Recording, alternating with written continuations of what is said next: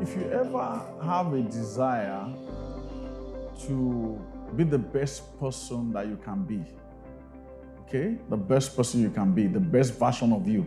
Let me just say your name is Shegun.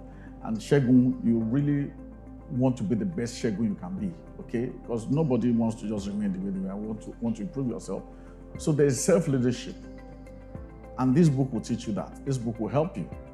Will give you what you need to do to be able to become the best Shegun you can be. And guess what? If you become the best Shegun you can be, you will eventually end up leading. There is no way that you are authentic and the best person that you can be that you will not have somebody that says, I want to be like that guy, or I want to learn from that guy. And that's what it is about. So it starts with self-leadership. You've got to lead yourself.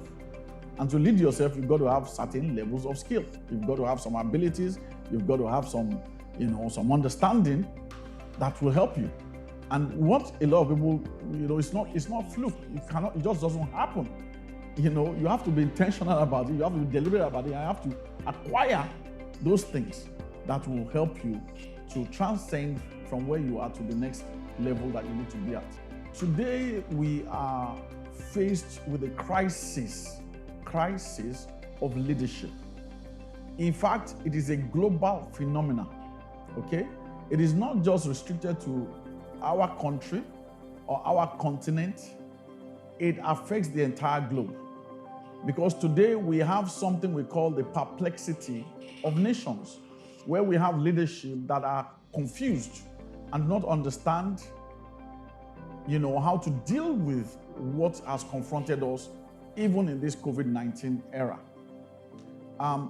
That tells you something, that where there is good leadership and understanding of leadership, there will be proactivity and programs and things like that will help to counter and solve the problem quicker.